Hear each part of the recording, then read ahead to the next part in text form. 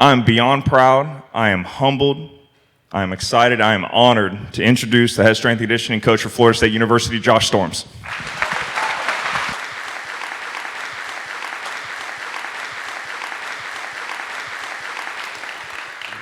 All right, so I'm gonna preempt this a little bit. I am not a polished speaker. I'm not a very good speaker, okay? So this is gonna be not perfect, it'll be far from it, okay? I will make up for it, though, by talking too fast, swearing too much, but I will be extremely transparent. I'm up here for one reason only, that's to try to share as much as I can possibly share about what we do in our program with you, okay? I've been to a ton of talks over the years, and somebody will get up and talk, and I go back to John's talk earlier today. They masturbate their words the whole time they finish. I'm like, damn. What I really wanted to learn is what do they actually do in their program, though? So I'm gonna try to share that with you. I'm gonna be as open of a book as I can possibly be. We're gonna get into it. Okay, you guys good? Yes. It's been a long day, man. You guys good? Let's roll. Yes. 2, we can allow you to help yourself. And 3, we can have you replaced. Hey, see, I really been popping like this on a whole nother level. You play against this little bitch.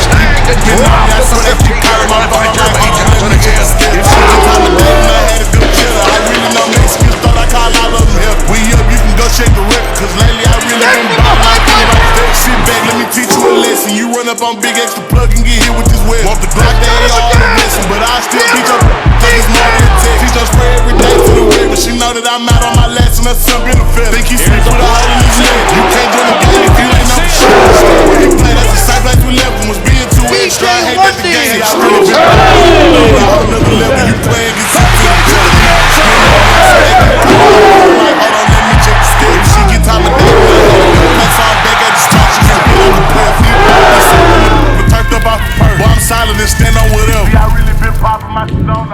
And that word right there, that's what we're here to talk about, okay? Because that's where it's going to start off at, okay?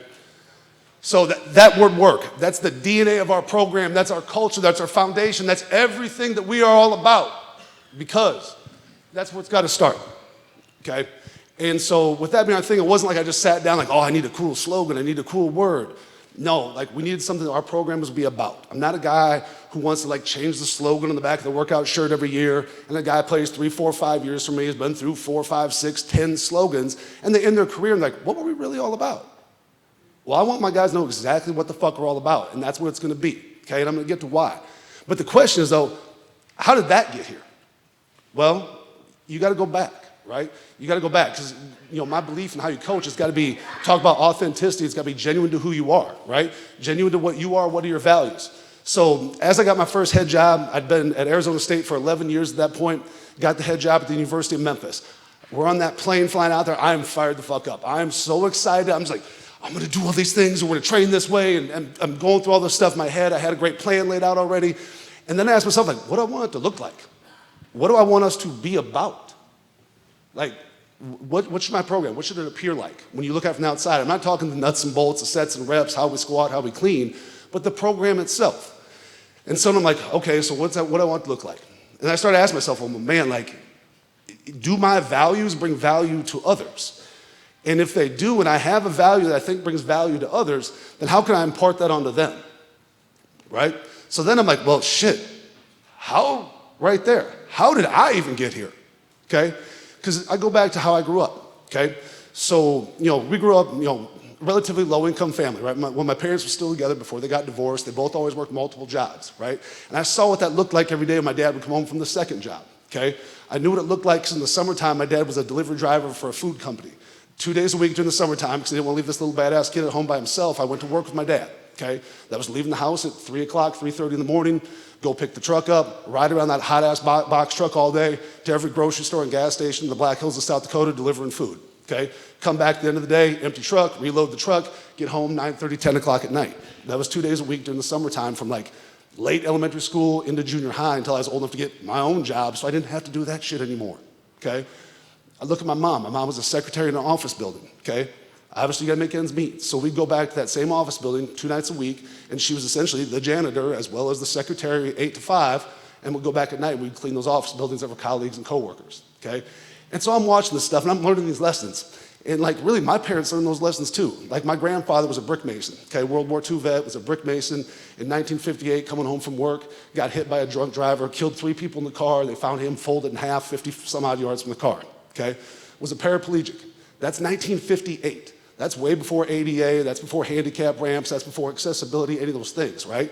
Well, mind you, he has a wife at home, he's got 4 daughters at home. Okay, well, what do?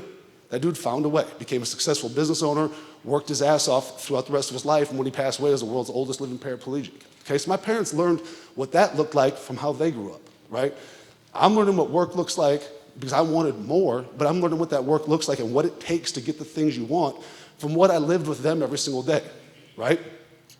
And so as we're going through that, I'm learning those lessons, and I'll be really honest. I didn't want to learn those lessons. I would have liked to have had money. I would have liked to have Jordans. But to be honest, most of the people around us with a similar socioeconomic status, I thought I had it pretty sweet as a kid. I thought I had a pretty good childhood, right? I had the things I needed. We just didn't have extra, right? But I saw the work that it took to get those things that we had.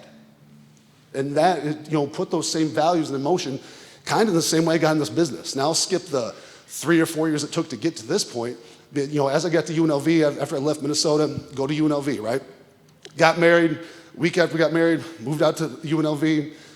Wife didn't have a job, I didn't have a job. I was going to intern for free. We had all our stuff in 2 vehicles, and no one in our family was like, hey kids, this is a bad fucking idea. We just went, right? Well, now you're there, now you better figure out a way to make it work. So at one point, I'm trying to pay for credits out of pocket as a non-degree seeking student, taking 4 credits because that's all I could afford in their master's program, okay? I'm interning in the weight room. Finally, one of my professors gets me a job teaching group fitness classes to octogenarians out in Sun City. So we're out doing that thing, right? So I'm working football in the afternoon, and in the mornings, I'm out teaching grandmothers and great-grandmothers all the benefits of staying active in your old age, okay? Which is kind of what I'm doing right now myself, all right? And so went from that, still not enough money to make ends meet, right?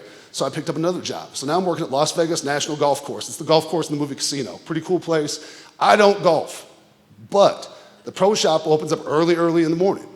Well, I knew that if I could work that job, I could get almost full-time hours in to actually make some money, still get to campus on time to go to class, right? Get out of class, get to the weight room in the afternoon in time to train the teams that I was working with, get out to Sun City to teach the old folks how to squat, and then remix, repeat the next day. Okay, so that was naps in the truck and being home for about 3 hours a day at night, get a nap, go back, start it again. But that is what it took, right? And eventually I got a GA in XFiz, got a paid spot in the weight room. I thought I was fucking balling, making $11,000 a year, but I was killing it, okay? And why is that story important? It's not. I'm not up here to share a harrowing life story, how hard I had it, but what I want to talk about is you, all of you, your backgrounds, who you are at your core, right? That is going to determine the culture you set in your program, the type of coach that you are. Because the biggest question we get asked, especially coming off of last season, is, Coach, how would you build the culture at Florida State? I don't know. There's not a playbook for that.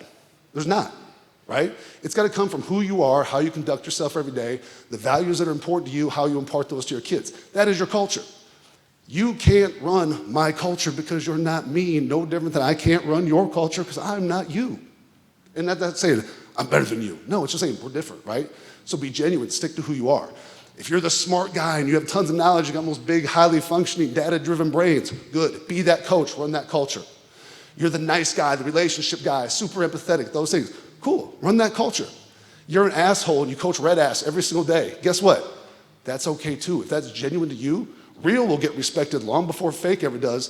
And everybody knows it works in our world. Those kids are street smart. They sniff out bullshit fast. And if your culture is not real and genuine to who you are, it ain't gonna fly, it ain't gonna work, right? So be you, stick to who you are. Okay, and then following up on that one, like what I realized after that conversation with myself on the plane though, I realized the one and only way that I ever got anything I ever wanted to accomplish in life was one thing, summed up in one word, one phrase, work.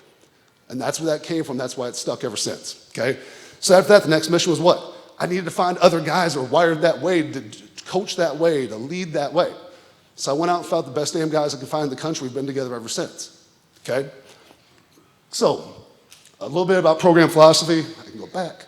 Boom. So what do? Okay, here's what I'm probably gonna start talking fast.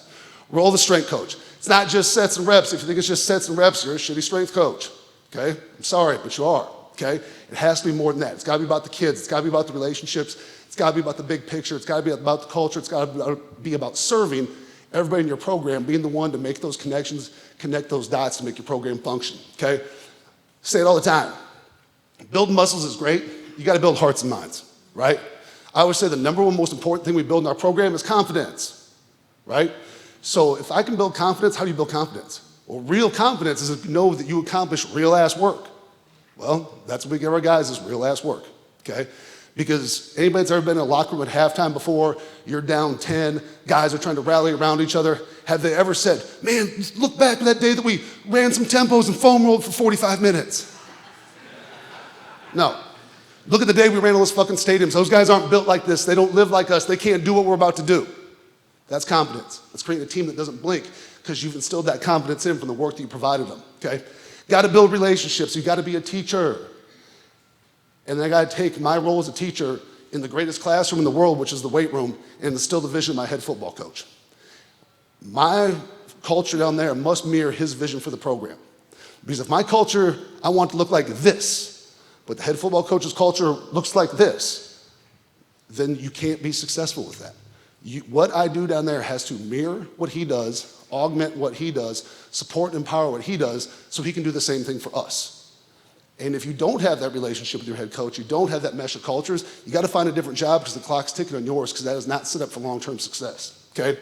So after that, relentlessly consistent in all areas. That is a key because most of the guys that we recruit in the places they come from, that's one thing they've never had modeled for them, especially by a male role model, okay?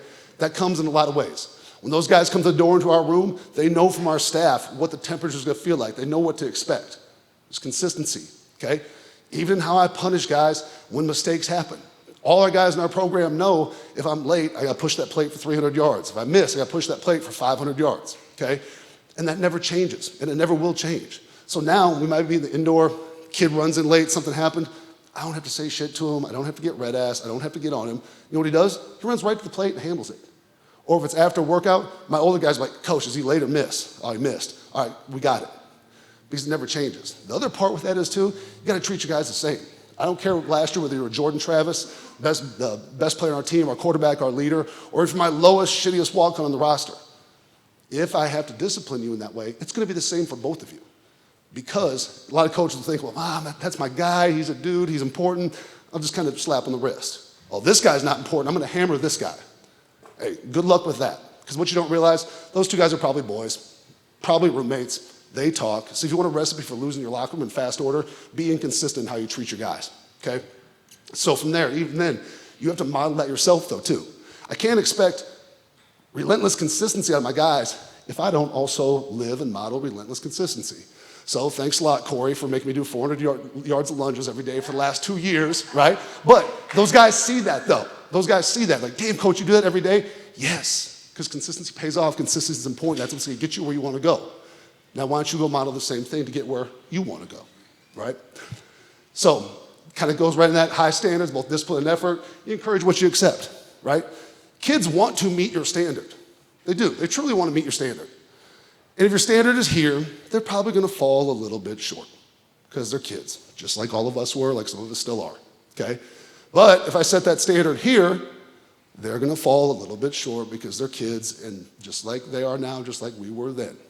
Well, shit, I'd rather have a real high standard. If they fall short, let them fall short of something great, okay? And then teach them, meet them where they are, teach them how to get there. Because at the end of the day, you encourage what you accept, right? I mean, everybody's heard that saying a million times, but it's true. You let that little thing slide, and even your kid that's a do-right kid sees that he can kind of slide with this. You're like, well, shit, doing it my way is really hard. That becomes okay. Well, I'm going to kind of do it like this. Now there's 2. Now there's 3. Now there's 5. Now as a coach, I'm like, oh, I got to unfuck this. I got to fix this. How about just don't let it get there in the first place, right? Know your standards in your program. Stay tight to those standards. Hold guys to those standards. Be clear in your expectations of what those standards are. And what's done the right way, don't be like, okay, good, he's doing it the right way. No, applaud the shit out of it. Celebrate it. So the guy who maybe isn't quite doing it the right way yet sees that. I was like, ooh, I like that attention. How can I get some of that? All right, hold the standard. You'll get everything you want, okay? After that, within the program, we got to teach the ability to work, strain, respond, and be coached hard. Because at the end of the day, the 4- and 5-star kids we get, football has typically been the easiest part of their life because they're the best kid that ever played at their high school. Their coaches weren't hard on them because they're just happy they showed up on Friday nights to go win games. And now you get to college, and guess what? All that shit is about to change because everybody in that locker room is you. That's got to change. So you got to teach those guys what hard work looks like. Teach those guys what that consistency looks like. Teach those guys that when they're being coached hard, just like we heard about earlier, that's coming from a spot of love. That's not coming from a spot that I hate you, I'm trying to get on you. No, I love you. You told me you want to be great? Okay, the days you can't get yourself there on your own, I'm going to try to help you go be great. Okay? And then also, too, talk about response all the time.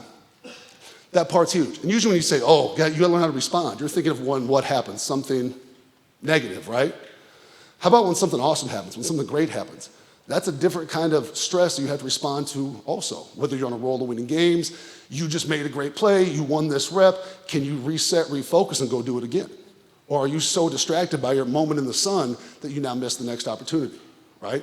There's a response in that too, no different than when you get knocked down, the response of dust it off, get back up, go do it again, get it right, okay? Once again, be ever evolving, battle the complacency every day. There's tons of technology out there, training's changing, all these things are coming. You gotta stay up on all that, right? You also gotta decide what fits you and who you are in your program too, okay? And then as far as the complacency goes, just because I've always trained this way, it's always worked. You better evolve as time goes too. No different than if you have a great culture in your program, don't be complacent with that culture because it won't last. If you stop being the one to lead that, it's gonna slowly deteriorate over time and you won't see it coming until it is gone. Okay, and then another role too, support and empower the other areas. There's nothing worse than when the strength coach comes to me and says, man, my trainer sucks, my dietitian sucks. What are you doing about it? It's your job to make those relationships work. Just as important for you to get that kid strong, get that kid in shape, you gotta make those relationships work. Because at the end of the day, those jobs are gonna affect the performance of your job far more than your job affects the performance of their jobs. And with us being connected as close to the wins and losses and the head coach, who's gonna go first, the head trainer or you?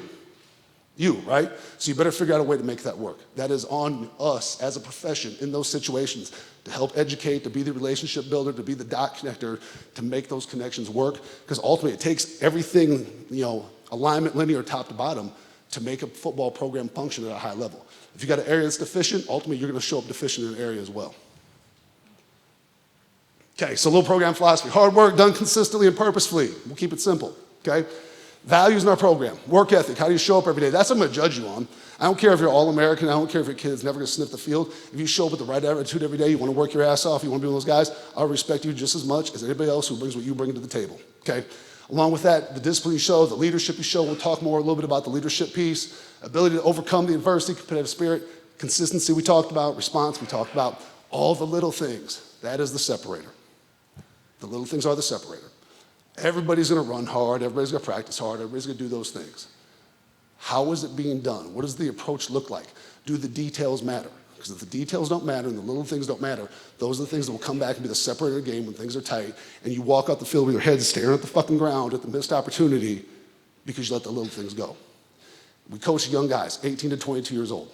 The little things are the hardest part, they're the biggest challenge. But if you can get a guy that's 18 to 22 to tap into just a little bit of that mindset, to want to be a little bit different, to treat those little things with a little more sense of urgency, that is a massive, massive separator from him to other people in his same peer group.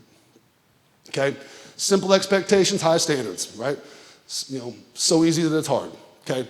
Our program standard is excellence. What's excellence? That's giving me your best. Whatever your best is today, spill that shit out, give that to me. That is excellence. And let's get a little bit better and let's do it again tomorrow, okay?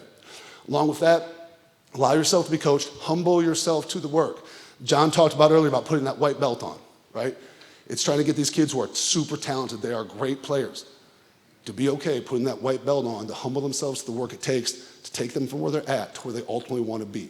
Because they all come in with that goal. Coach, I want to play in the NFL. I want to, as long as I can, I want to make as much money as I can. I want to help my family. Okay, you told me that. You've now given me license that when you're living in a way or working in a way or acting in a way or performing in a way that doesn't match up with what you just told me you want, now you just gave me license to be the one to step in to correct course to help get you there. Some guys like that, some guys don't, but the appreciation comes in the end of having that relationship with your guys, know what they want, know what their goals are, and be able to identify when they're falling off that to get them back on track, okay? Simple expectations, high standards. Finishing off with that, okay? Talk about this, talk about show me, right? You just told me you want all these things. Coach, I want to be a first-round draft pick, this, that. Cool. Show me by how you come to work every day. Show me by what you're willing to do to make yourself different than everybody else. because those things don't happen by accident, okay? So show me. Your actions will speak far louder than your words. Then once you've done that, you got to hold you accountable to that. And that's where I can step in when I feel that you're not, okay? And then finally, talk about that, just 1% better every day. Whatever your best thing is today. I'll talk to my guys before practice. Hey, Charles, what are you working on today? Coach, I got to get better at this technique in my coverage. Okay. How are you going to do that? What's your checklist? What do you have to do to get better at that? Well, I got to keep my eyes out of the backfield, and I got to work on my scoot step. Okay. Those are two things. That's what your focus is today, one singular focus. So when you walk out the field today, ask yourself, did I keep my eyes out of the backfield? Did I get better at my technique on that scoot step? If you did, guess what you just got? 1% better every day. You got better, our defense got better, our defense gets better, our team gets better, we all get better. Because you chose to be purposeful about one thing today and get better at that one thing. Now let's move on to tomorrow and let's do that again. Okay? We'll look at this stuff a couple different ways, because like a lot of this stuff sounds good, but how do you evaluate it? So we'll kind of roll through a checklist. I'm not going to touch on all these things, okay? Obviously attendance, that's expected. I'm not going to pat you on the back for showing your ass up, right? Okay, but what I want to get into most importantly though, some of the program standard stuff. When guys come in our building, they take their hat off, take their hoods off, take their earrings out, take their headphones off. Why do we do that? Because I hate earrings? Because I don't want a guy wearing a hat? Obviously not, right? What that is, it's not an old school thing where like, oh, boys shouldn't have earrings. No. All that is, there's nothing that makes me feel better when I see a group of guys walking into the building, a guy gets to the door and stop, I'm like, oh shit. He pulls those out. Because why did he do that? He's showing he's mentally checked in now to something that's bigger than just him and what he wants to be as an individual. And that is all that is, right? Talking about taking the headphones off, taking your hood off, okay? That's a thing like that too, but more importantly for me, that's a communication thing, okay? If you guys see me walking around the beer garden tonight, I got my hood on, my headphones on, walking around, what am I saying? Exactly. How will we ever build a relationship if you don't talk to me? You can't. And so we're bringing 125 guys together from a lot of different backgrounds, trying to build a team, build a family, build a brotherhood. That ain't gonna happen if they don't talk. So when we're in the building, we ditch those things, okay? And once again, it's just showing the guys who checked into some of those program standards, okay? A couple things there. Talk about daily discipline, daily attitude, daily effort, daily toughness, the things that we want to see out of our guys, okay? And then just kind of just some little mental like bullet points, like what's that look like, okay? Once again, you want those guys. That daily discipline piece. Are you on top of your details? When we start the warm-up, are you focused? Are you going through the line? Are you locked into your technique, being intentional with your drills, okay? And it's real easy. I can just check the day. Does this guy do this? Does he not do this? He does this? Okay, good, okay? Daily attitude. How do you attack the day, man? Are you a guy that comes in the room, I feel your presence, you're making guys around you better? Or are you a dude that's gonna suck up a ton of man hours, needs babysat, needs an arm around you to baby you through your shit to get your work done for the day, because you have to have that attention. We don't have time for that. I got 125 guys, okay? Along with that too, just about not being a victim of your circumstance, being 10 toes down where you are right now, be in the now, because in the next hour and 15 minutes, this workout will be over and you'll be back to doing what you're doing before. So if you're here, let's be here, okay? Once again, easy evaluatable stuff, talking about the effort. Leave no doubt, be a finisher, run through the line. Talk about leave no doubt a lot, right? I should never question, was that a good rep? No, leave no fucking doubt. That was a great rep, right? Never leave it up to question. Never leave it in somebody else's hands to decide, was that good enough, right? Because for us, at the end of the season, we found out how that happens, okay? So leave no doubt in everything that you do, okay? With that, daily toughness. Your body language is far louder than your words, okay? And everybody in here that's a breathing expert will tell me that when I assume this position, my tidal volume is better and I can get more air and more oxygen and look like a fucking soft ass, and that's the easy way out. So I don't let my guys do it. I don't care how tired you are. Sometimes you gotta look and make yourself feel better than you actually feel, because that's what the game is gonna ask of you. And when my kids ask me about that, well, coach, I heard you can breathe better doing this. Did you sleep 8 hours last night? Did you eat 3 meals yesterday of real food? No, then shut up and stop talking about 1/10 of 1% of getting better. Let's get the big shit done first. If all you guys do that, I'll let you bend over all you want. Until that day comes, we're gonna stand up and wear it like champs, okay? Now, I want them to display that. But as coaches, we gotta display that same toughness too, right? I can't ask all these things of my guys that I am not willing to do myself, right? 2 years ago, middle of the season, my wife's diagnosed with breast cancer. About 15 minutes before the team meeting, I'm good. Where I gotta go in and give my message to the guys on Friday. You gotta show toughness, right? They didn't know. A few of them knew after the fact. They knew as the process went on. But in that moment, once again, I'm gonna go to work and get the fucking job done guy. My job then was to go deliver that message to those guys to get us ready for a game. And then we gotta go to the next step and handle the rest after that. You have to live the same things you expect of others. Because if you don't, good luck getting them to follow you. And it doesn't have to be as extreme as what we went through. And she's doing fucking awesome now, right? Incredible, okay?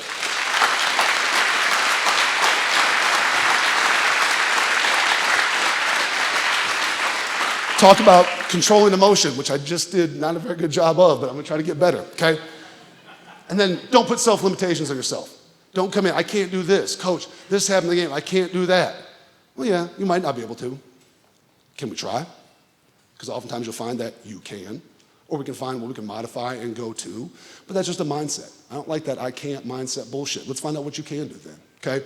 And then we'll look at leadership, okay? In our program, I always view every single guy on our roster, every single man can be a leader. Sometimes that's just you leading yourself. Maybe it's the guy next to you. Maybe it's eventually the rack of guys you train with, the guys in your position group, eventually your side of the ball. Eventually you can be one of those few guys who can truly go out and lead a team, but it starts by leading yourself first, okay? But if you're not already showing me the discipline, the attitude, the effort, the toughness, don't come to me and tell me you're a leader because you're fucking full of shit, you're a fraud. Do those 4 things. Set that example. And if you can do that, and you can take care of yourself, now you got a chance to actually go be a real leader that can help us be a great team and help us go win games. Okay? A little bit about training. Bigger, faster, stronger. I'm a D1 strength coach, no shit. That's the barrier of entry for my job. If I can't do that, I wouldn't be here. So what else are you doing? That goes back, the hearts, the minds, the relationships, okay? Most important thing, I think this is lost in so many people. Know who you train, why you're training them, and make that training look like the job, okay? So many times, just because the athlete can do something doesn't mean they should or need to do something. My mom's 70. I can probably put chains in a bar and have her squat it. Does she really need that? No, okay? So in the way that we train our guys, what is their position ask of them? What does the game ask of them? Is what we're providing them in training meeting those needs, or am I serving the master of the strength coach? It's all about the max. It's not all about the max. Max is still important too, don't get me wrong. We all like seeing that. We like to push those guys, let those guys challenge themselves, but there's more to it than just that. So understand what their job is, train them for that job. Not what you want to see, what they actually need, okay? Talk about building athletic traits. Addresses different stages of development. They're not all the same. Some guys are 18, some guys are 23, some guys transferred in yesterday, some guys have had for 3 or 4 or 5 years. Where are those guys at? Figure out who the people are you train. Meet them where they're at to be able to give them what they need in the constructs of what you're trying to accomplish as a program and help bring them along. Don't just bring them in and plug them into a program. You know, nowadays with transfer portal, we get guys that come out of big time logo programs and show up like, Coach, I've never back squatted. All right, we gotta learn to do that, okay? Gotta meet those guys where they are. Might be a guy who's never cleaned before, and he's a guy who got here in the summertime, will be done at the end of the season.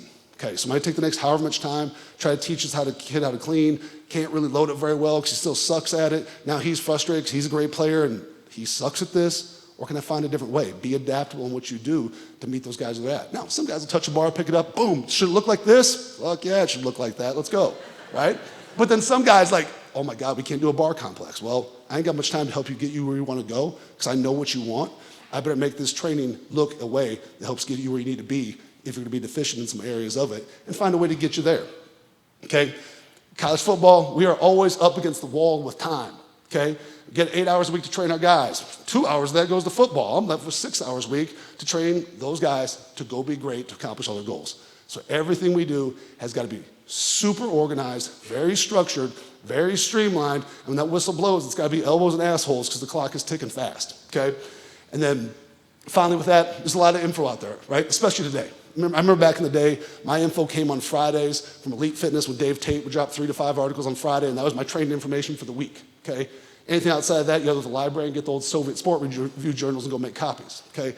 Now, with your phone in your pocket, you have all the information in the world and a wealth of it out there to the point where it can paralyze you.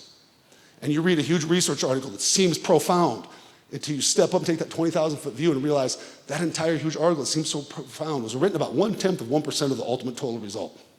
So don't major in the minutia, okay? Stick with the big shit that works, and then look at the new ideas. Can you integrate new things without sacrificing your overall philosophy of the program? Because guess what? All that shit is interesting. We're all nerds with that shit. We love all the different metrics and things you can measure, things you can tell me. I only got time for what's actionable though, because I can't chase every shiny red ball that comes out that's new unless I can take action upon it that directly affects my guys. Okay? Running program. No team in the country is going to run the way we fucking run at Florida State. Nobody. Is that true? Fuck, I don't know. But trust me, I'm going to tell my guys that's the truth because that's what I want them to believe when they go out there on game day. Just like you tell the guys at Louisville that, just like you tell the guys in Lincoln that, you tell them that same shit because that's what they need to believe. So that's what I tell them. And if I tell you otherwise, they'll say I'm lying. Okay?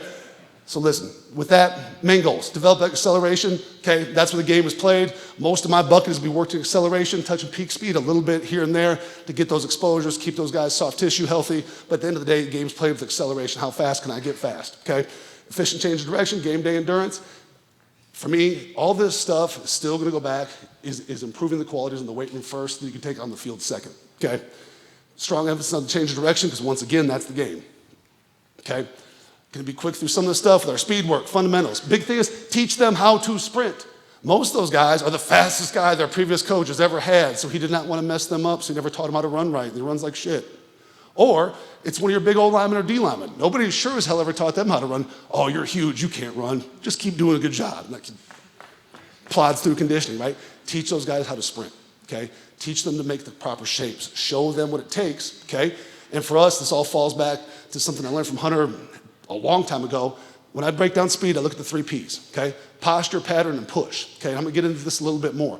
But here's the thing with the speed training, this is probably one of the biggest areas of strength and conditioning that can be overcomplicated, confusing, get your head in over the weeds on a lot of stuff. Don't be scared to keep it simple, right? One of the best track coaches, Greg Kraft, that I ever worked for, always told me when it comes to stuff like that, you will never fuck a guy up by doing too little. 100% of the time, you'll fuck him up by doing too much. So try to figure out what that minimum effective dose is on that, and then where you get your volume of work at is in all the drill work, getting that pattern work done of teaching them how to do it right in the first place, okay? So a lot of this stuff, start with posture. That's all of our wall drill series, okay? I'm not gonna take the time demonstrating their wall drills. You guys have all seen wall drills in this room before, okay? Every day is gonna start off with that. From there, we'll get into our dynamic warm-up. After that, we'll straight into mock drills. That's all your A runs, B skips, dribble series, all those types of things. Those are all patterning drills. We mock drill our guys to death in our speed work, because it's sprinting without sprinting. It's also developing the pattern. If I've ran this way for 18 years, and now you're kind of trying to move the needle to get me to run this way, and I'm trying to do it in 2 days a week, I gotta hammer the same stuff very consistently throughout the year to make change, to move that needle to get them where I want them to be, okay? After that, learn to push. That's all of our resistant sprint work will do, okay? Use a lot of sled work, chain work, run rock at some points. I'll spend some time teaching the start. Not a ton of time teaching the start though, because you really don't play football from that position. And like I said, I don't got much time, okay? But if I can teach them proper foot spacing, heavy front hand, getting a yard on their first step, okay, that gets them an 80 to 90% foundation. So now when they go down and see Tony at XPE to get ready for the combine, they're already most of the way there. He can just finish them off with a little bit of grad school magic and send them off to the combine to go be great, okay? One thing we'll do in our speed work, okay, we waterfall start everything, okay? So I got 30 guys in the line, tweet, blow the whistle, boom, 30 guys take off. Great, looks cool. How many guys did I just get to coach? Maybe, right? And then at speed work, so I got a lot of rest worked into this, so now they all ran that rep in 3 seconds. Now we got a couple minutes to try to keep these kids focused. Good luck keeping that group focused, okay? So the one thing, and then what they do too is, we're running side by side. What are we probably gonna do? Race. What's gonna go out the window? My technique. Well, fuck, that's what I'm trying to teach them, right? So what we'll do is we waterfall start everything. First guy goes, I'll walk the line out here. Once the guy breaks me, next guy's going. So now what this does is, now you're running by yourself, okay? You're not trying to strain to beat him. You also know everybody else in line is doing what? Watching you. So you want to do it right, okay? So now the level of focus is better. We work our way down the line. By the time that last guy goes, I'm working my way back to the first guy, boom, we're starting the next rep.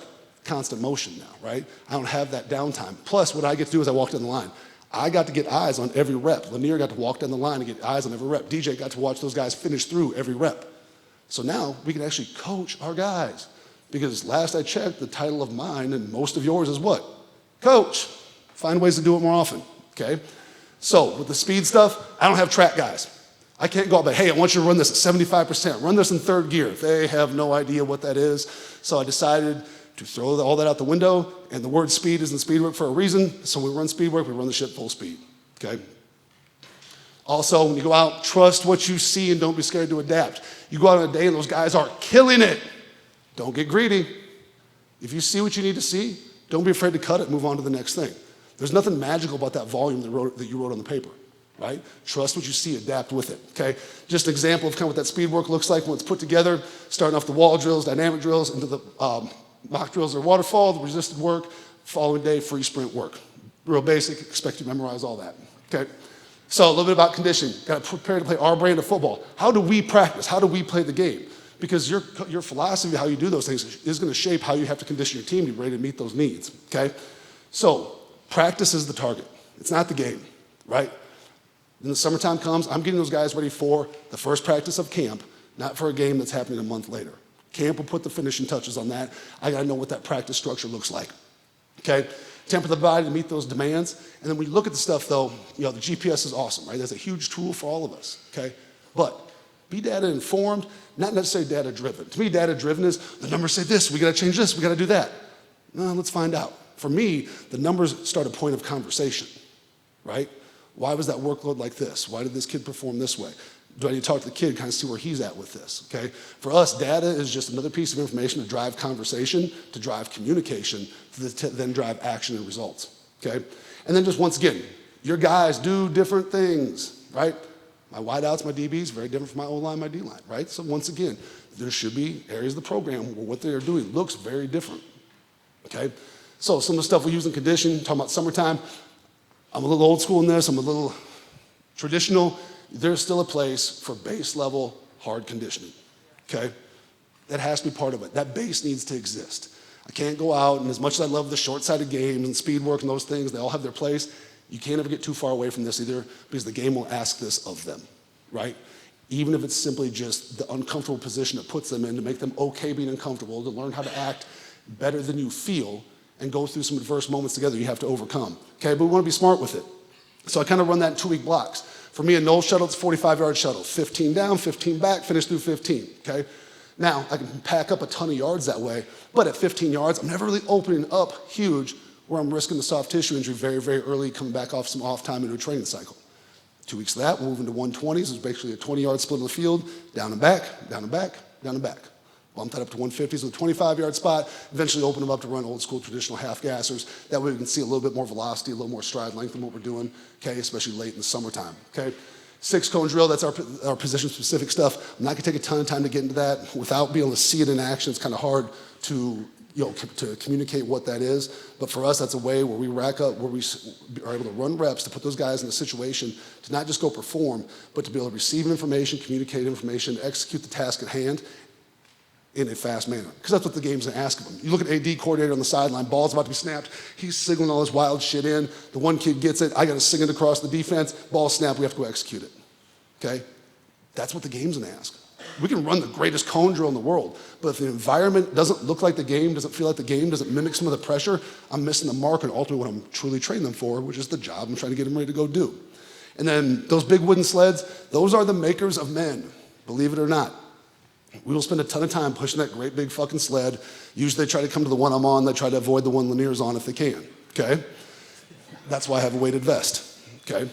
But we'll go 4-man groups on that, right? And we might go a 5-second, 6-second push. They're all coming with the sled. I yell time, guys peel off the sled, next group's in, hit, we're off, taking off, right? So we're getting some contact work, we're driving, we're working in that mode, okay? But I can turn that into a social experiment to get some leadership real quick. Okay? So if you're in my first line, you're in my second line, you're in my third line, time! You peel out quick, but you're a tired, lazy ass. So you're going slow. So now he can't get to the sled quickly. Who am I gonna get on? Yeah. Hurry the fuck up. You gotta be with your group. I'm gonna jump your ass. You know that's not fair. But you know that's because of what he's doing. So now what do you have to do? You have to fix it, okay? And we try to put our guys in situations like that. I need to uncover and discover as many flaws as I can throughout the winter, throughout the summer, so we can learn how to resolve those flaws, fix those things before the rubber really meets the road and we tee that ball up come season, okay? Once again, organized division training year. All tools are great, they all gotta go in the right spot though, okay? So, rejuvenation stage, trust me, we played a game on the 31st, we started a winter program on the 9th, that didn't fucking exist, so I'm gonna skip it, okay? So we spend most of our year in the developmental phase, winter, spring, summer program, okay? So when we start back in wintertime, Vets are gone, new guys are in. We're going all the way back to the foundations. Back to what we're really truly all about. This is the bigger, faster, stronger time of year before we transition into summertime when we start getting a little more specific to what those guys need to get ready to go play football, okay?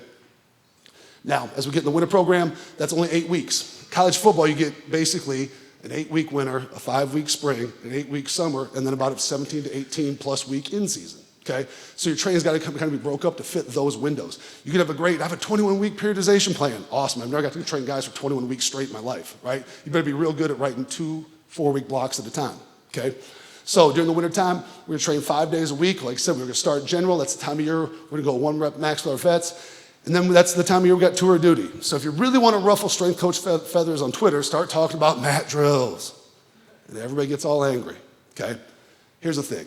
I think if you feel that way, you don't understand what this game is about and what the game actually asks of these kids, right?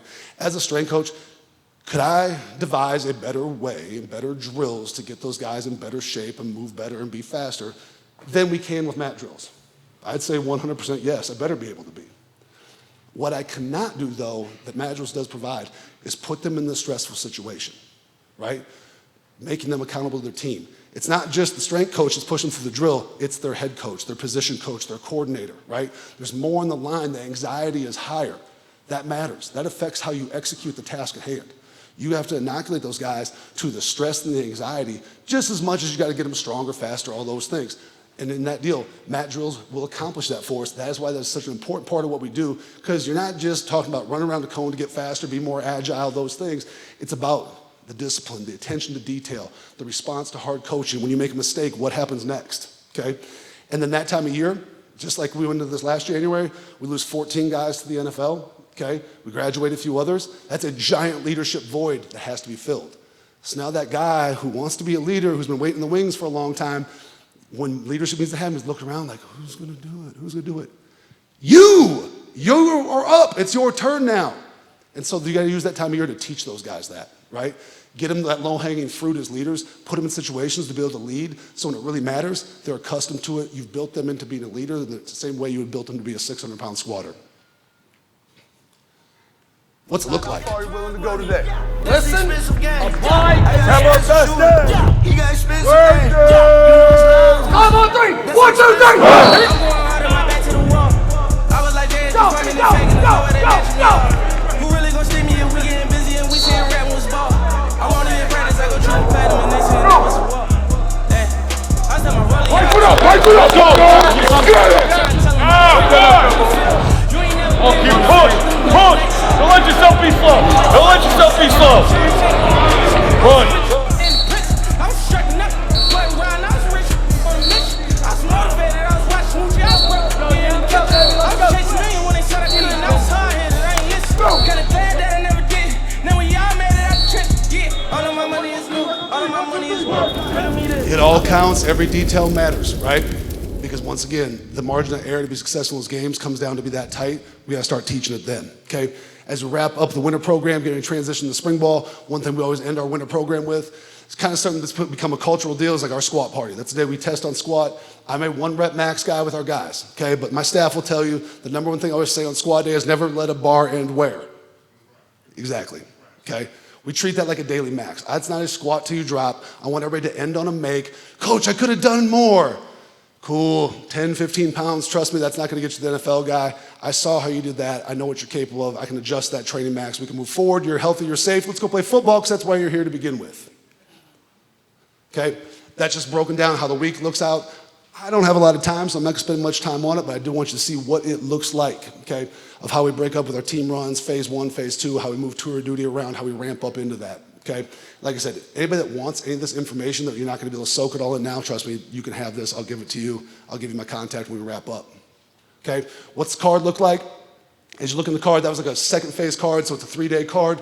Okay, the one thing you look at, like those sets you see highlighted in gold, those are ones with coach, like I know a lot of you guys like technology. I'm old as shit, I like cards. I like to take notes, I like to have notes on that. I like to have a record of it when we're done, okay? And you can say, well, Elite Form does that. I like cards. Okay, so here's my card, okay? They'll give that to the coach because I want the coach to have eyes on that, Okay, what'd that set look like? Did the guy go up? Let's make sure that's recorded if he went up. Did he move fast? Did he smash it? Was it a grinder and it shouldn't have been? I didn't know that because I'm gonna go every week and I'm gonna go through that. We're gonna adjust those guys' training maxes weekly throughout any period of training to make sure that max is on key with where that guy is at. So we don't come to test guy and suddenly that guy squats 200 pounds more than he's ever touched in training, ever. By the time we get to test day, I should know with him 20 to 40 pounds exactly where a guy's gonna end up depending if he's a gamer or not. Okay, so we'll adjust those training maxes weekly. And then once again, you'll see some open stuff that says bump. That's where I'm just taking those guys, whatever those sets look like, what do we have left in the tank? Let's pour it out a little bit on those. Okay, real simple, reads left to right. Anything that's in matching colors, black stuff's done by itself. Something that's in garnet or gold, that's stuff that's supersetted that's stacked together. Okay, card's simple. I try to keep just a bare minimum of information on it. I don't want to confuse the kids. I put just enough on there what they need to know to keep the stuff clean because I don't read well and I know they're worse than I am, so let's keep this shit real simple. Okay. Like I said, wrap up squat party, end of the winter program. Built by storms, man. Built by storms.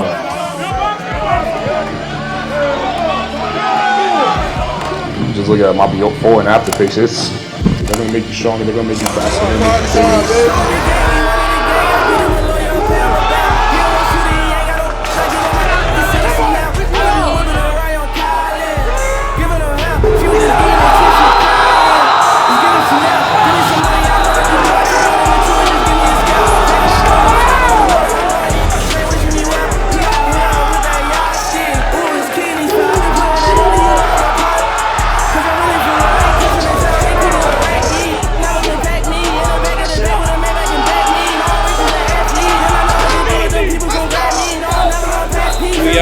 Party 2024. On that day, we do that. Every single football coach is down there. All our academic people are down there. Mama B that cooks the food for the guys in the dining hall is down there. It's become a huge deal within our program, right?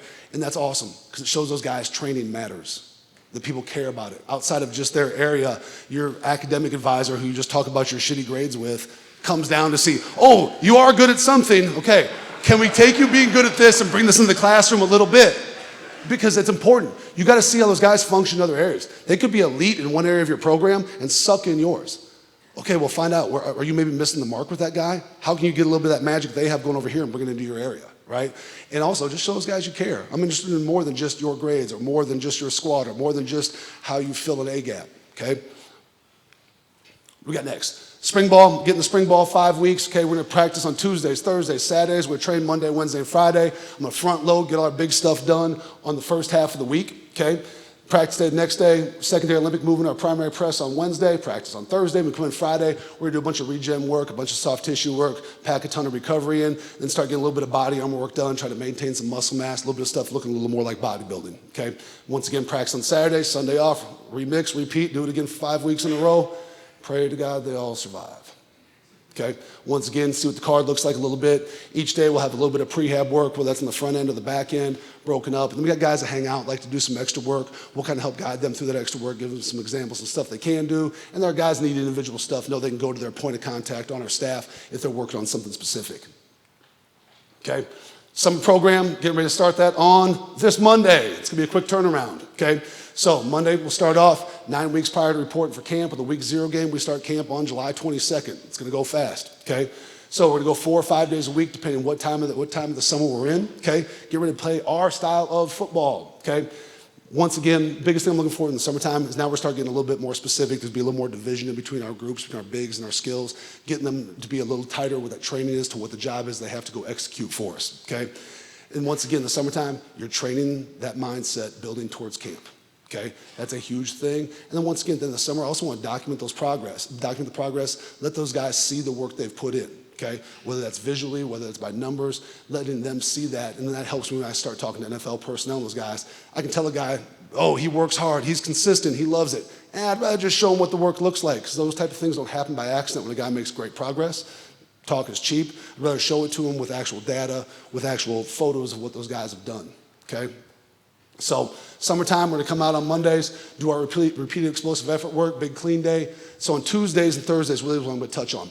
The one thing you guys in college know, the hardest thing to replicate is what? Time on feet and overall workload in a session. Practice is 2.5 hours. Well, I told you I only get 6 a week, so how the hell am I gonna do that, okay? Well, now with the rules have changed, all the football stuff, all the walkthrough work, all the coaches involved stuff, we've now kind of blended that in with our training. So we go out on Tuesday, we'll warm those guys up, okay?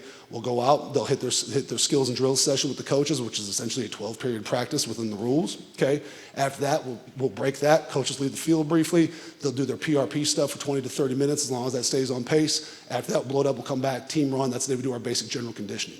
So now I've been able to keep them out there for as long of a period of time on their feet, in the heat, working as I can, making it feel a little more like practice. Also, because we put all that workload together, you start looking at the catapult data, the number of those guys are popping that day, like, Coach, man, that felt like a Tuesday practice. Holy shit. Good. It's exactly what it was supposed to feel like. And we're going to do this every Tuesday and Thursday throughout the summertime to prepare them when camp comes. It's not that huge shock and that acute chronic workload. Okay? And on Fridays when they come out, I don't want them to think on Fridays. I want to come in, I want you to squat your ass off, and then I'm going to throw something in front of you outside. I'm going to figure out where your dark place is, how hard you can go, how much you're willing to pour out, how far you're willing to go today to get what you want. And I want to do it in a way where don't have to worry about you hurting yourself, and I don't want the mental piece to be part of it. So that's the day we're going to push those sleds, we're going to run those stadium steps, things of that nature where it's simply just effort-based, pour it all out, got the next 2 days off, we'll come back, start it up again on Monday. Okay? Once again, document that progress. Progress happens slow, right? If you don't document, those guys don't see it. Like, Coach, I got stronger, this, that. I feel like I kind of look the same. Are you sure? Show them, okay? We use this in recruiting. I use it with our NFL guys. Most importantly, all our kids, and we take these pictures. Coach, let me see my pictures. Let me see my pictures. And then, like, my feed on Instagram is nothing but dudes in their underwear and stuff, which sucks. But, like, I'm glad they're proud of the work they put in. I want to let them be able to share the things they did and the progress they made, right? And we're fortunate we've had a couple pretty freaky dudes come through our weight room over the time we've been there, okay? Get into the in-season program. That's really the longest uninterrupted block of the year, if you don't consider football an interruption to your training, okay? But it also is the time of the year you gotta be the smartest with what you do with your guys too, right? I hate it when people say, it's a maintenance program. It's really not a maintenance program, right? To me, when you say maintenance, that sounds like it's a not work very hard program. I look at it like this. Wherever you finish the summertime at, after you go through camp, I don't care how smart you train or anything else, there's gonna be a loss that happens in that period of time. I don't have a percent for it. I'm just gonna throw out, call it 10%. Okay, so you squatted 600 going to camp. If camp ended, if I had you squat, you hit 540, okay? What the in-season program is working your ass off to get that 10% back as the season goes on. So you are what you were in the summertime, late into the season, prepared to go win championships, okay? During camp, I lift those guys every single day during camp, okay? Here's why. Back in once upon a time, it was, offense lift today, defense lifts tomorrow. And I watched practice that day. Whichever group lifted that day had a discerningly better practice than the other side of the ball. Why? You guys all know the answer. They trained, they moved, they felt better, they recovered. Told coach, I need them every day. He's like, every day? I'm like, yeah, every single day. We also squat almost every single day, okay? And this is kind of based off a loose adaptation of like, who's familiar with Dan John's Easy Strength program? Okay, that name is bullshit, by the way, because there's nothing easy about it, okay? But taking some of that stuff, ultra low volume training exposure. So on those days, like we come in and squat during camp, I may only be asking like 6 to 8 reps out of the guy, but we're gonna do it again. That monthly volume, we got a ton of work done during that time, right? Without ever having that moment he goes out to practice and takes that first walking lunge in the warm up and it's like, oh shit, and coach looks at you like, what did you do? Just trying to do my job, okay? We try to do a little bit better, okay? So we expose those guys. We try to get the work done in camp through exposure to the frequency and the exposure to training without ever having to handle a huge workload during camp, okay? As we transition out of that, get back to a little more traditional training during the season, and now in-season comes, it's all about what is gonna feel best for these guys to train the way they need to train. So, season comes, we get rid of the straight bar when we squat, we go strictly a transformer bar. Why? It's more comfortable, right? If I'm coming in on a Sunday after a game, because we squat on Sundays, yes, we squat on Sundays, okay? And I feel like shit getting under the bar, but I'm a good kid. I'm gonna try to get through this by giving you the least amount possible so I can survive and move on to the next thing. Or if I can give you a training option that feels a little bit better, this ain't so bad. Now I'm gonna put forth a little more effort, okay? Same way we cycle the board press on our bench and those types of things in season. Try to put those guys in a little more orthopedically friendly, something that feels a little bit better. So all they gotta worry about is supplying the effort, right? As opposed to try to battle just to do the movement in the first place. The same reason why I don't do any Olympic movements during the season. We'll stick basically with trap bar, jump shrug, stick in the landing to still get that stopping of that eccentric load. Because once again, trust me, I'd love to clean, but I also know by week 4, half my guys aren't cleaning anymore because their hands are beat up, their wrists are beat up, whatever it is, because that's what the game does to you, okay? So how can I modify that? Because really, what do I want out of that clean? I want violent ass triple extension. Well, if you're a 300-pound cleaner, but you're beat to shit and you're nursing your way through, 155-pound cleans. Am I really loading you or getting you better? No, we're going through the motions, man. Okay? What do I want? I want that violent hip extension. Well, let's load that trap bar. Let's leave the ground with that. Let's stick that landing when we come back down. Okay? My biggest worry with that is, God, if I pull the trigger and do this, our cleans in the wintertime are going to suck because they're going to be out of practice. I actually found the opposite. We clean better in the wintertime than we ever had before because we're still able to load that pattern. We're still able to get violent hip extension. Now it's just a little bit different because I put a bar in their hand. When you brush up a little bit of the rack technique they'd lost over the season, once again, that triple extension was still strong, was still powerful. Find a better way to get the job done, right? To let those guys be the best they want to be when it matters the most on game day, okay? Practice is our conditioning, takes management. I rely on my sports science guy. Bring me the problems, let me solve them, okay? Let us take them to the coaches, let us manage practice, let us organize things in the way that, so practice starts to look a little bit more like training should look to keep those guys great late in the year, so we'll undulate our weekly plan a little bit. Because you know how it is, everybody's played the game. First couple practices of camp are, holy shit, coach's red ass, hardest days of the year, and then the rest of the year we're hanging on for dear life until there's nothing left at the end, okay? So we're going to start quite a bit lower. We're going to ramp up as we get into camp, and then we're going to undulate that workload throughout the season so we don't ever have to take that much off, okay? Once again, listen to that data. Trust what your eyes tell you, though. You guys are all great coaches. Don't get so wrapped up in the data that drives every decision you make. Trust what you see. Trust what your experience tells you, okay? Once again, Sundays we're going to come in after game day, extended warm-up, some real light tempo, just start restoring movement. Got to squat those guys that day. Monday's their off day. It's the furthest day away from competition. Plus, during the week, we lift Tuesday after practice. Good luck squatting a guy after a Mike Norvell Tuesday practice, okay? And that's one thing that's important. When you learn about other people's programs, what they do, the days they do stuff, how they do things, you might be like, oh, Coach Storms thinks this is gospel. This is the best way. No, this is the best I can do in the situation I'm in, okay? Because there's always a huge gap between optimal and what you can do in your situation. So I'm trying to be as optimal as I can be given the constructs I'm given within my program.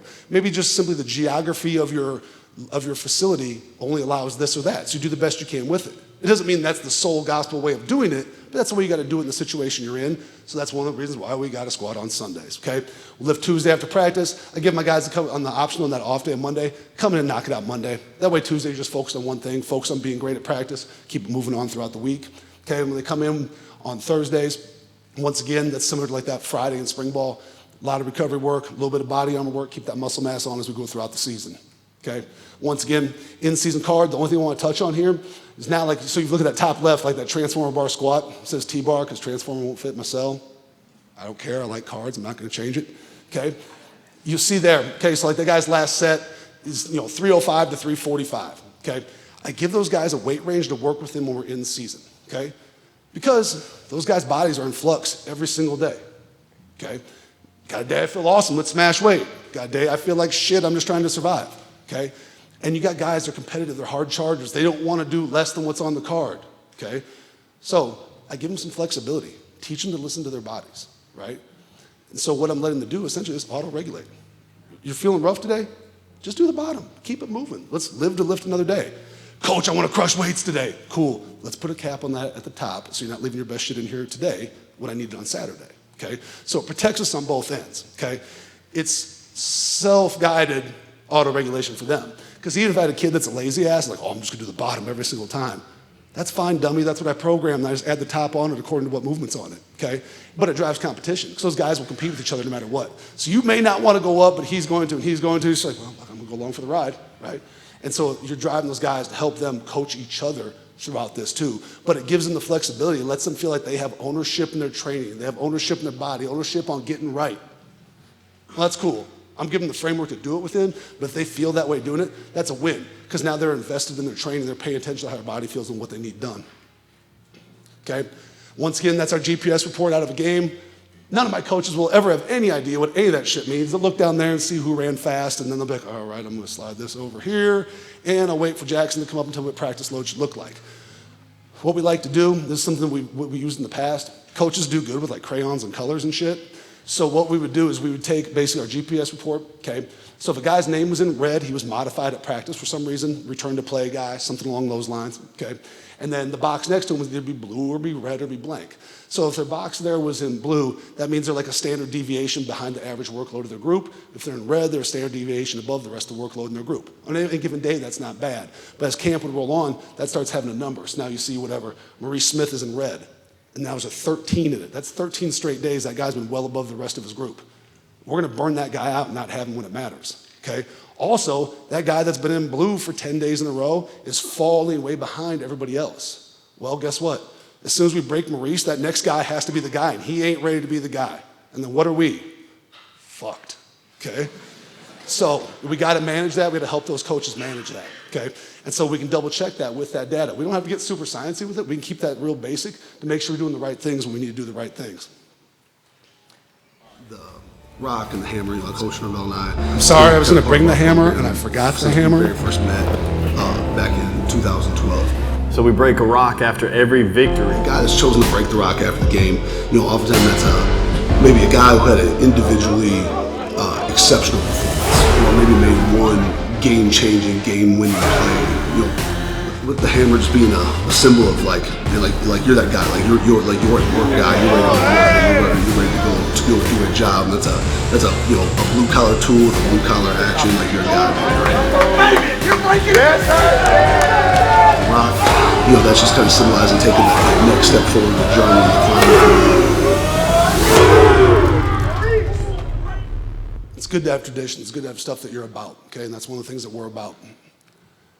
Okay, at the end of the day, our job is to, as the strength and conditioning coach, serve the student athlete as a teacher, prepare them for the job, put each and every one of them in a position to maximize all of their abilities, build a training culture that complements the head football coach's vision, what we're trying to accomplish in the program, all that done in a way that is genuine and real to who you are. Well, and for me, that's work. It's the only way I've ever got what I wanted, right? It'll never fail you, it'll never let you down, okay? So I'm gonna leave you with just this one thing. If all else fails, you listen to nothing else today. One, the only reason, aside from the work, that I've had any individual success, the only reason I get to stand right here and you guys have to listen to me when you really want to go drink a beer and eat a steak is because of guys like Lanier Coleman, Darion Jones, my head football coach, Mike Norvell, the guys that I get to work with that support me, that allow me to help be who I am. Because trust me, if those guys didn't exist, I wouldn't be shit, right? The one thing I am good at is not a lot of things individually. It's trying to find other people who are great at what they do and empower them to go do what they do to help carry my sandbag and ass along the way, because I know what I'm good at, I know what I'm not good at, okay? And that's okay. Be honest with yourself. What are you, what aren't you, okay? What values are yours? Have values to others. Lean into those. And the ones where you feel like you could do better at, find people that are great at those things and let them go do those things. Then find yourself the best head football coach in America and go work for that guy. That'll make your job a hell of a lot easier too. Now, very last thing, okay? Leave you with this. I stole this from one of our coaches a long time ago that he brought to me. He said, Coach, I saw this, I thought of you, and it's always stuck, okay? How many people know what the 5 W's are? Like 1, 2, holy shit, I thought it'd be a bunch, okay? I'm gonna go through the slides, okay? This is my last thing and I'm done, okay? Call them out loud though.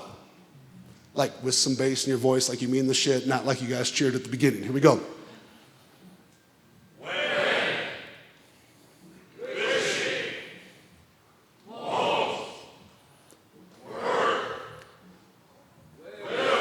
100% of the time, when wishing won't, work will. Go to work, go be what it is you're achieving to be, help the people around you do the same thing, allow them to go be great, do that, you'll be able to ride on those shoulders, you're gonna go be great too. Thank you guys for listening. I am way over, I don't know if we have time for Q&A, but I'm not going anywhere, I'm here for you guys.